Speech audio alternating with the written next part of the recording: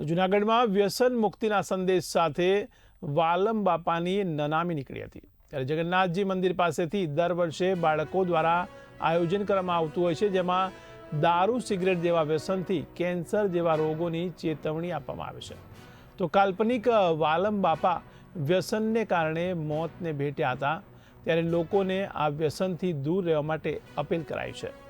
ત્યારે ગદરપવાડાથી શહેદની ટાંકી સુધી આ નનામીનું આયોજન કરવામાં આવ્યું હતું। તો છેલ્લા 70 વર્ષથી હોળી પર્વે આ અનોખી પરંપરા જળવાઈ રહી છે, જેને લઈને શહેરમાં પણ જાગૃતિનો એક અનોખો પ્રયાસ કરવામાં આવી રહ્યો છે।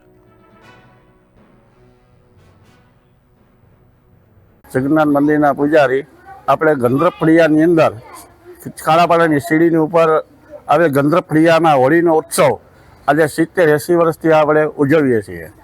અને આ હોળીમાં વાલમ બાપાની નનામી પણ કાઢવામાં આવે છે। આ વાલમ બાપા જે હોળીના દિવસે થયેલા હતા અને સિગરેટ ને પીતા હતા અને ધૂમપાન કરતા હતા, એટલે એનું મોત થયું। અને આ એક ધૂમપાન ન કરવું એના સબક મુજબ આપણે વાલમ બાપા કાઢીએ છીએ।